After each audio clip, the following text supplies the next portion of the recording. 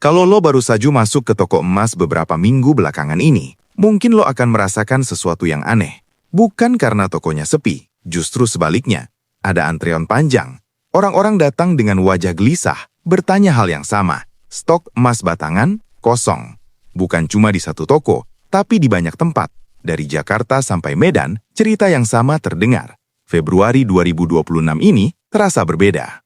Gue nggak akan langsung bilang ini krisis. Tapi mari kita jujur, ketika benda yang selama ribuan tahun jadi simbol kepercayaan dan perlindungan, tiba-tiba sulit dicari, itu bukan sekedar masalah stok atau distribusi biasa. Itu sinyal. Sinyal bahwa ada sesuatu yang lebih besar sedang bergerak. Dan lo yang nonton video ini sampai sekarang, lo sudah lebih aware daripada kebanyakan orang di luar sana. Sebelum kita lanjut, gue mau lo subscribe dulu channel Asupan Otak. Kenapa? Karena informasi seperti ini, yang ngomong soal fakta dengan data terbaru, bukan ngawang-ngawang atau pakai bahasa yang susah dipahami, sangat jarang lo temuin di YouTube Indonesia. Kita bahas hal-hal yang penting untuk hidup lo, bukan sekedar konten hiburan yang habis ditonton langsung hilang dari otak. Jadi subscribe sekarang, nyalakan lonceng notifikasi, dan mari kita bahas ini tuntas. Kenapa emas fisik tiba-tiba langka? Mari kita mulai dari fakta yang paling dekat dengan kehidupan sehari-hari. Data terakhir dari Februari 2026 menunjukkan harga emas antam mencapai hampir 3 juta rupiah per gram. Tepatnya, per 5 Februari 2026, harga emas antam ada di level 2,973 juta rupiah per gram. Ini bukan angka biasa, ini rekor tertinggi sepanjang sejarah Indonesia. Tapi yang lebih menarik, bukan cuma soal harga. Yang bikin banyak orang panik adalah kelangkaan stok fisik. Di Medan misalnya, investor bernama Matius cerita dia sudah bolak-balik ke Pegadaian dan toko emas antam, tapi tetap tidak dapat. Stok kosong. Mereka bilang harus pesan lewat link, tapi untuk dapat link aja harus antre, dan belum pasti kapan stoknya tersedia. Ini bukan cuma terjadi di Medan, Jakarta, Surabaya, kota-kota besar lainnya mengalami hal serupa. Bahkan, Pegadaian sampai harus rilis pernyataan resmi pada 6 Februari 2026. Mereka bilang emas nasabah dijamin rasio 1:1 dengan emas fisik. Tapi lonjakan permintaan cetak emas dalam waktu bersamaan bikin antrean panjang. Mereka janjikan semua permintaan yang tertunda akan diselesaikan akhir Februari 2026. Pertanyaan yang muncul, kenapa tiba-tiba semua orang mau cetak emas fisik? Kenapa bukan cukup simpan di digital aja? Jawabannya sederhana, tapi dalam. Ketika ketidakpastian meningkat, manusia ingin memegang sesuatu yang nyata. Emas digital itu praktis, tapi emas fisik memberikan kepuasan psikologis yang berbeda. Lo bisa lihat, lo bisa sentuh, lo bisa simpan sendiri, tanpa bergantung pada sistem atau aplikasi manapun. Dan ini yang bikin menarik, kelangkaan ini terjadi di tengah harga emas yang sedang tinggi-tingginya. Normalnya, ketika harga naik drastis, permintaan harusnya turun, karena orang nunggu harga turun dulu. Tapi yang terjadi sekarang adalah kebalikannya. Semakin tinggi harga, semakin banyak orang yang justru pengen beli. Kenapa? Karena mereka nggak beli emas untuk cari untung jangka pendek. Mereka beli karena takut. Harga emas dunia mencetak rekor demi rekor. Mari kita zoom out sedikit dan lihat gambaran global. Harga emas dunia pada Januari 2026 berulang kali mencetak rekor tertinggi sepanjang sejarah. Pada 12 Januari 2026, harga emas dunia melonjak 1,30% ke level 4.568,80 dolar AS per troy ounce. Bahkan sempat menyentuh hampir 5.600 dolar AS per troy ounce pada 29 Januari 2026. Ini bukan kenaikan biasa. Dalam 1 tahun terakhir, harga emas naik hampir 90%. Bayangkan, investasi yang naik 90% dalam setahun. Saham aja jarang yang bisa ngasih return segitu tanpa resiko gede. Tapi emas, dia naik karena alasan yang berbeda. Bukan karena ekonomi lagi bagus. Justru sebaliknya.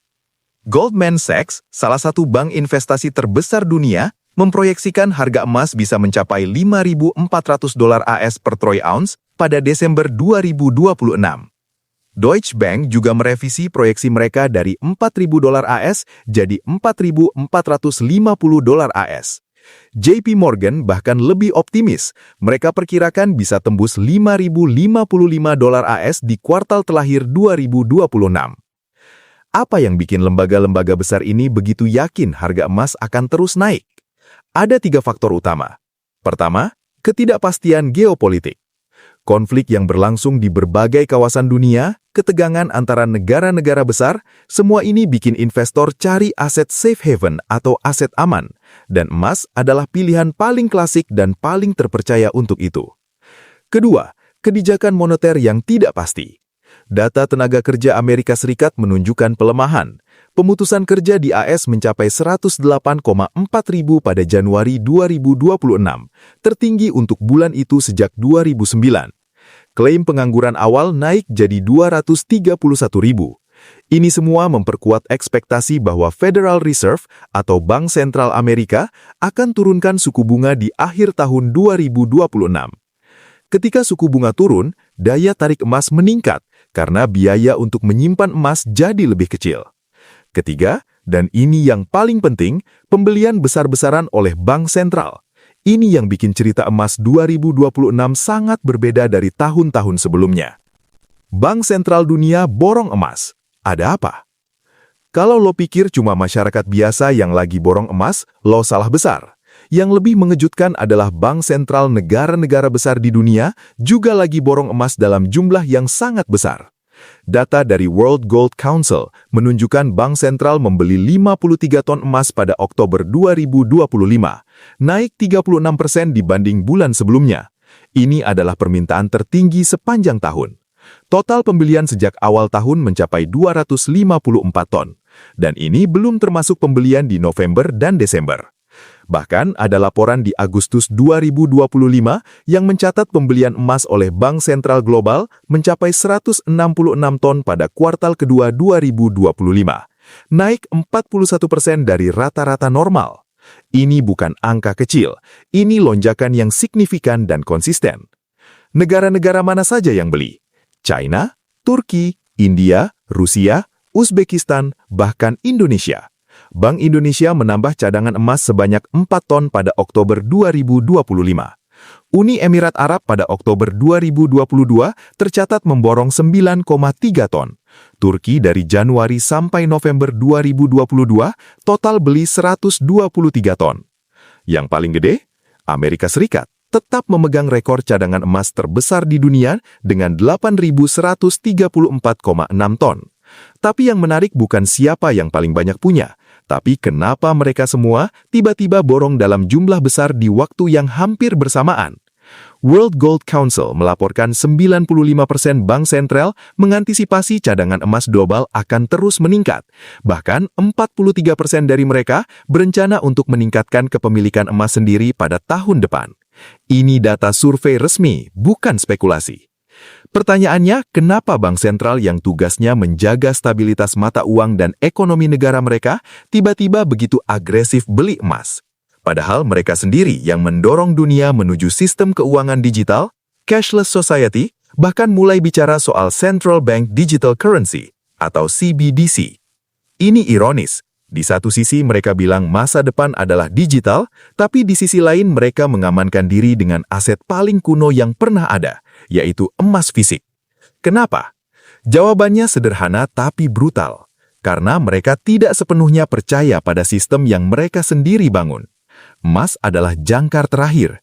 Ketika semua sistem moneter modern bisa dikontrol, dimanipulasi, atau bahkan runtuh, emas tetap punya nilai intrinsik yang tidak bisa dihilangkan.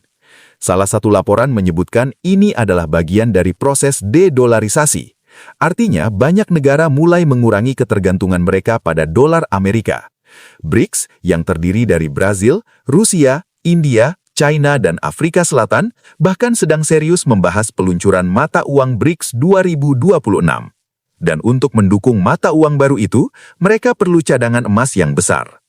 Jeff Quartermain, CEO Perseus Mining, bilang dengan gamblang, emas bukan hanya lindung nilai, tapi juga asuransi terhadap rapuhnya sistem moneter global. Ini bukan lagi soal ekonomi, ini soal kepercayaan. Ketika kepercayaan mulai retak. Sekarang mari kita bahas level yang lebih dalam. Kelangkaan emas fisik ini bukan semata soal jumlah atau supply chain yang terganggu. Ini soal psikologi dan kepercayaan. Emas itu benda aneh. Dari sisi fungsional, dia hampir tidak ada gunanya dalam kehidupan sehari-hari. Lo nggak bisa makan emas, lo nggak bisa pakai emas untuk bayar langsung di minimarket. Tapi kenapa ribuan tahun Manusia selalu kembali ke emas ketika terjadi krisis. Karena emas adalah satu-satunya aset yang nilainya tidak bergantung pada janji institusi manapun. Dolar nilainya bergantung pada kepercayaan terhadap pemerintah Amerika. Rupiah bergantung pada kepercayaan terhadap pemerintah Indonesia. Bahkan emas digital bergantung pada kepercayaan bahwa platform yang lo pakai benar-benar menyimpan emas fisik sebagai backing. Tapi emas fisik yang lo pegang sendiri, dia nggak butuh janji siapapun. Dia punya nilai karena seluruh dunia bersepakat bahwa dia punya nilai. Dan kesepakatan ini sudah bertahan ribuan tahun, melewati jatuh bangunnya kerajaan, perang dunia, krisis finansial, semua. Sekarang di 2026, kita lagi menyaksikan momen di mana kepercayaan pada sistem mulai retak. Bukan runtuh total, tapi retak. Orang-orang mulai bertanya, apakah uang di bank benar-benar aman? Apakah tabungan digital benar-benar dijamin? Apakah sistem finansial yang sekarang ada bisa bertahan kalau terjadi guncangan besar? Dan ketika pertanyaan-pertanyaan ini muncul, emas fisik jadi jawaban paling sederhana. Makanya meskipun harga sudah hampir 3 juta per gram, orang tetap mau beli. Bukan karena mereka yakin harga akan naik terus, tapi karena mereka nggak yakin sistem yang sekarang akan bertahan. Fenomena kelangkaan ini juga membuka satu fakta pahit. Sebagian besar orang baru mikir soal perlindungan aset ketika sinyal bahaya sudah cukup keras. Padahal pasar selalu bergerak lebih dulu daripada berita. Ketika media mulai memberitakan emas langka, itu artinya prosesnya sudah berjalan cukup lama di balik layar. Ada akumulasi oleh pemain besar, ada perpindahan aset dari institusi ke institusi, ada perubahan strategi besar yang nggak diumumkan ke publik secara gamblang. Dan kita sebagai masyarakat umum seringkali datang belakangan. Bukan karena bodoh, tapi karena sistem memang dirancang supaya kita fokus ke rutinitas harian, bukan ke fondasi yang menopang semuanya. Emas digital versus emas fisik. Mana yang lebih aman? Sekarang, mari kita bahas solusi yang ditawarkan industri. Ketika emas fisik langka, berbagai produk emas non-fisik justru mudah diakses. Sertifikat emas, tabungan emas, emas digital, kontrak emas, semuanya ada di ujung jari lo. Tinggal buka aplikasi, transfer uang, selesai. Lo punya emas, setidaknya di layar handphone. Secara teori ini solusi yang sempurna. Lo bisa beli emas mulai dari Rp5.000 di beberapa platform. Nggak perlu mikir tempat simpan, nggak perlu bayar biaya keamanan, nggak perlu khawatir dicuri. Praktis, aman, modern. Tapi secara psikologis, ini juga jebakan. Karena emas tanpa fisik itu kembali bergantung pada kepercayaan terhadap institusi yang menerbitkannya. Dan ketika alasan orang lari ke emas adalah karena krisis kepercayaan terhadap institusi, lo bisa lihat kontradiksinya. Kita mencari perlindungan dari sistem, tapi ditawari produk yang masih sepenuhnya berada di dalam sistem itu sendiri. Emas digital lo itu pada dasarnya cuma angka di database. Kalau perusahaan yang kelola platform itu bangkrut, atau kalau terjadi hack besar-besaran, atau kalau pemerintah tiba-tiba bikin regulasi yang freeze aset digital, lo nggak bisa apa-apa. Gue nggak bilang semua produk emas digital itu buruk. Ada yang dikelola dengan baik, diaudit ketat, dijamin pemerintah. Tapi kita perlu jujur soal apa yang kita cari. Kalau yang lo cari adalah kemudahan transaksi, akses cepat dan fleksibilitas, emas digital cukup. Tapi kalau yang lo cari adalah rasa aman di tengah ketidakpastian besar, emas fisik punya makna yang berbeda. Emas fisik itu simple. Lo pegal, lo simpan, lo yang bertanggung jawab. Dia nggak butuh server, nggak butuh internet, nggak butuh izin dari siapapun, nggak butuh update kebijakan. Dan justru karena itulah dia jadi langka ketika dunia merasa nggak stabil. Pegadaian pada 6 Februari 2026 rilis pernyataan bahwa mereka menjamin emas nasabah dengan rasio 1:1. Artinya, setiap gram emas digital yang tercatat di sistem mereka dijamin dengan emas fisik setara yang disimpan di brankas. Brankas itu diaudit berkala oleh OJK atau Otoritas Jasa Keuangan. Ini sebenarnya jaminan yang kuat. Tapi kenapa orang tetap mau cetak fisik? Karena jaminan itu tetap berbentuk kepercayaan. Lo percaya sama Pegadaian. Lo percaya sama OJK. Lo percaya audit itu benar. Tapi emas fisik di tangan lo sendiri gak butuh kepercayaan apapun. Dia nyata. Apa yang sebenarnya terjadi di balik layar? Mari kita coba lihat dari sudut pandang yang lebih luas. Kelangkaan emas fisik di 2026 ini terjadi di tengah narasi besar tentang perubahan sistem keuangan global. Ada dorongan untuk transparansi, efisiensi, dan kontrol yang lebih ketat. Pemerintah dan bank sentral di banyak negara mulai serius bicara soal Central Bank Digital Currency atau CBDC. Ini adalah versi digital dari mata uang negara yang langsung dikeluarkan dan dikontrol oleh bank sentral. Kedengarannya bagus kan? Transparansi penuh, efisiensi tinggi, biaya transaksi rendah, semua terdigitalisasi. Tapi ada sisi lain yang jarang dibahas. Ketika semua uang jadi digital dan dikontrol penuh oleh bank sentral, itu artinya setiap transaksi lo bisa dilacak. Setiap rupiah yang lo punya bisa dibekukan kalau pemerintah mau. Bahkan ada kemungkinan uang lo punya masa kadaluarsa atau dibatasi penggunaannya untuk hal-hal tertentu. Ini bukan teori konspirasi. Ini adalah fitur yang secara teknis bisa diterapkan dalam sistem CBDC. Apakah akan diterapkan atau tidak, itu keputusan politik, tapi kemampuannya ada. Dan disinilah emas fisik jadi simbol kebebasan finansial yang sederhana. Lo pegang, lo simpan, lo pakai kapanpun lo mau, tanpa perlu izin siapapun.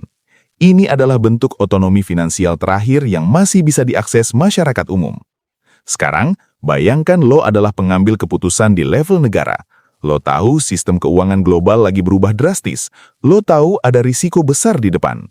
Lo tahu utang negara-negara besar sudah mencapai level yang gak sustainable. Apa yang lo lakukan?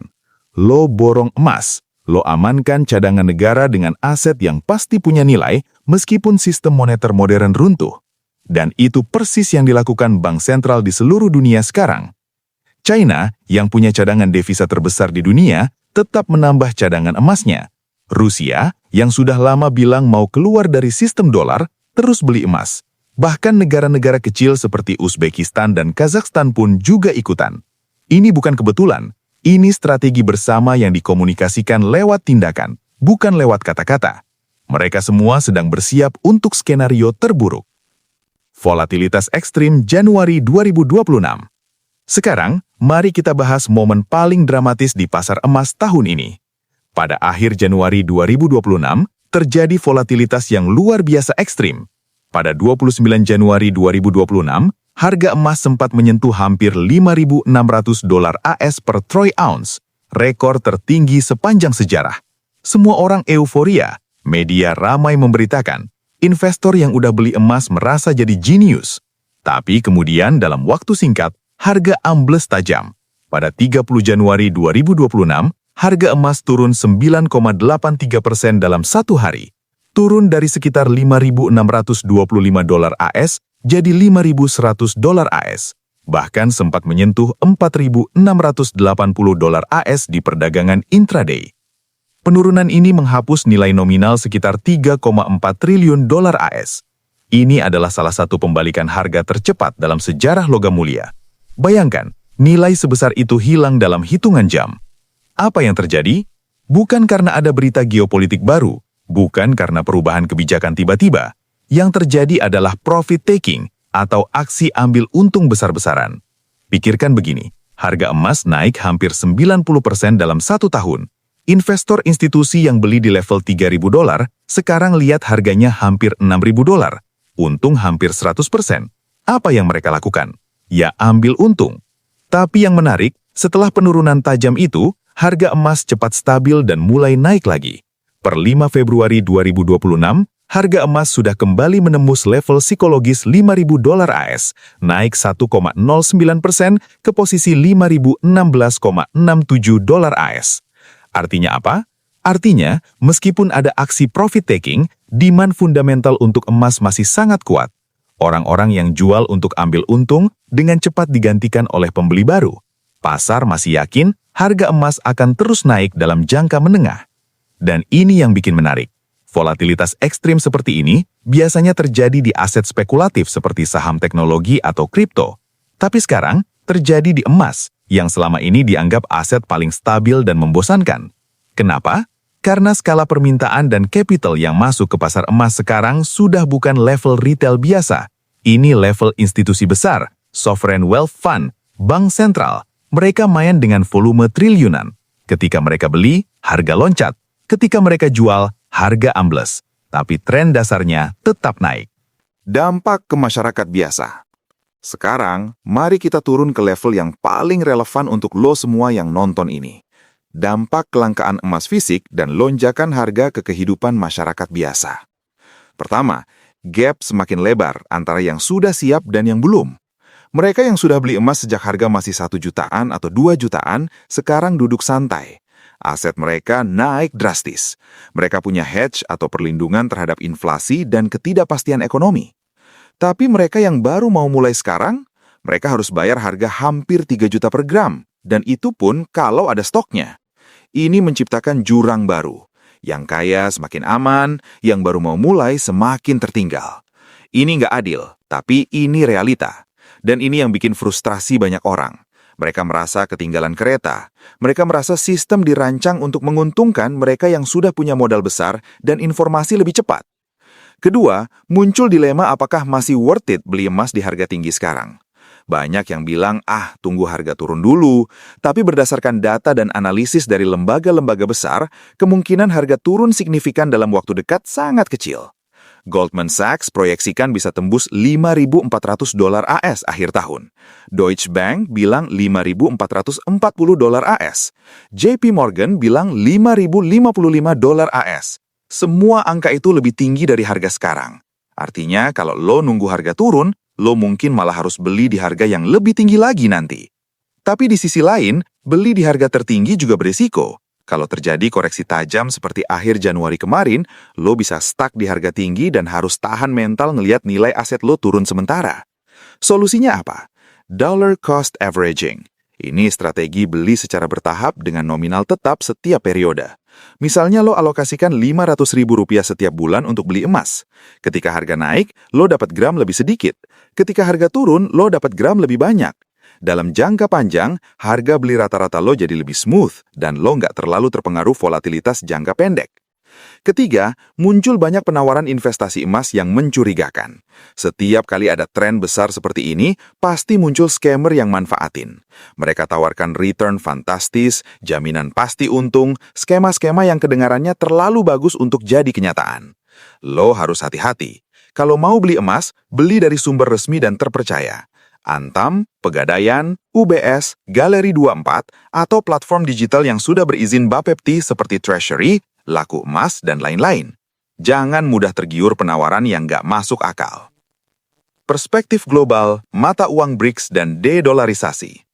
Sekarang mari kita bahas topik yang lebih besar lagi tapi sangat penting untuk dipahami.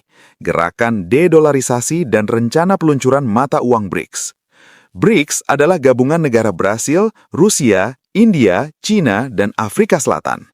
Belakangan bergabung juga negara-negara lain seperti Iran, Uni Emirat Arab, Ethiopia, dan Mesir.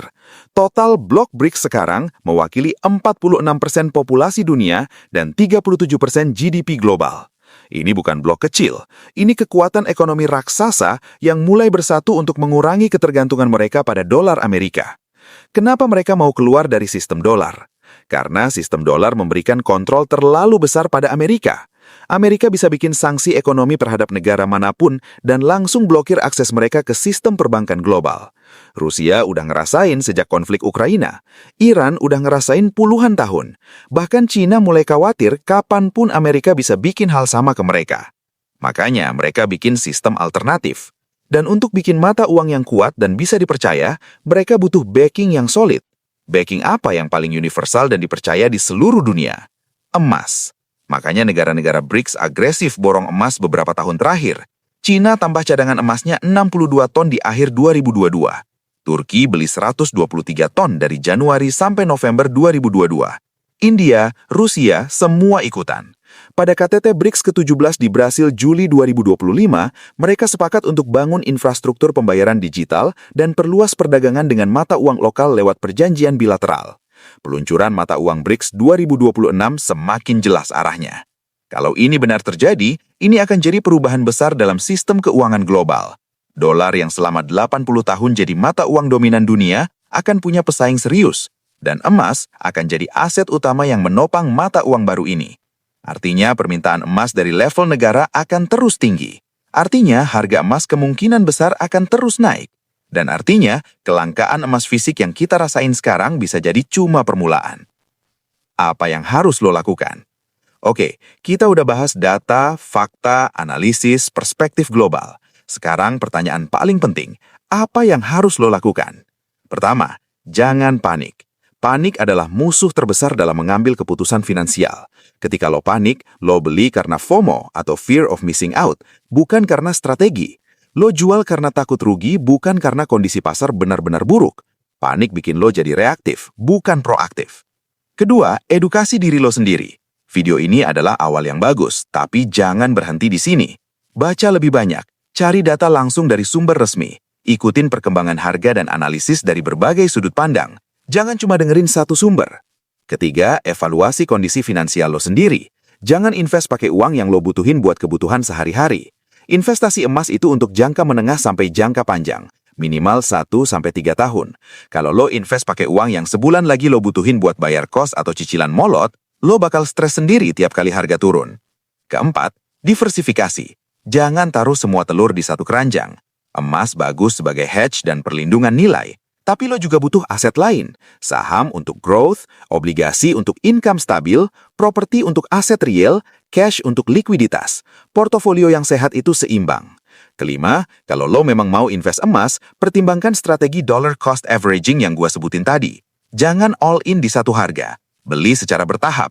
Ini mengurangi resiko lo beli di puncak dan stuck di harga tinggi. Keenam, tentukan tujuan lo. Apakah lo invest emas untuk jangka panjang sebagai proteksi nilai, atau lo trading untuk cari profit jangka pendek? Dua hal ini beda strategi. Kalau jangka panjang, lo nggak usah pusingin volatilitas harian. Kalau trading, lo harus aktif monitor pasar dan siap cut loss kalau diperlukan. Ketujuh, pilih instrumen yang sesuai dengan kebutuhan lo. Kalau lo cari kepuasan psikologis dan kontrol penuh, beli emas fisik meskipun harus antre atau bayar premium lebih tinggi. Kalau lo cari kemudahan dan fleksibilitas, emas digital dari platform terpercaya juga oke. Kedelapan, jangan invest karena ikut-ikutan atau karena dengar cerita orang lain untung banyak. Setiap orang punya kondisi finansial, tujuan, dan risk tolerance yang berbeda. Apa yang cocok buat orang lain belum tentu cocok buat lo. Dan kesembilan, siapkan mental untuk volatilitas. Harga emas bisa naik turun tajam dalam waktu singkat seperti yang terjadi akhir Januari kemarin. Kalau lo nggak siap mental ngeliat nilai aset lo turun 10% dalam sehari, mungkin emas bukan untuk lo. Dan ke-10, tetap waspada tapi jangan jadi paranoid. Situasi global memang nggak pasti, tapi dunia juga nggak akan runtuh besok. Ada banyak smart people di luar sana yang juga lagi cari solusi. Sistem ekonomi global punya resilience atau daya tahan yang lebih kuat dari yang kita kira. Jadi, sikap yang bijak adalah waspada tapi tetap tenang. Siap tapi nggak parno.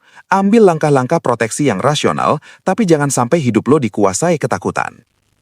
Pelajaran dari sejarah. Mari kita mundur sejenak dan lihat pelajaran dari sejarah.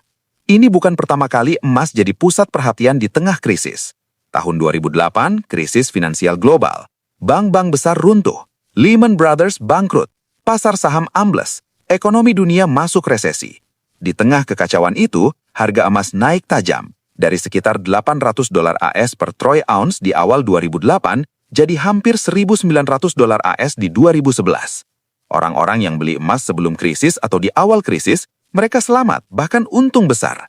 Sementara yang cuma tergantung pada saham atau properti, banyak yang kehilangan sebagian besar nilai asetnya. Tahun 1970-an, era stagflasi. Inflasi tinggi tapi ekonomi stagnan. Harga emas naik dari $35 AS di awal 1970-an jadi $850 AS di 1980-an. Kenaikan lebih dari 2000% dalam satu dekade. Bahkan kalau kita mundur lebih jauh,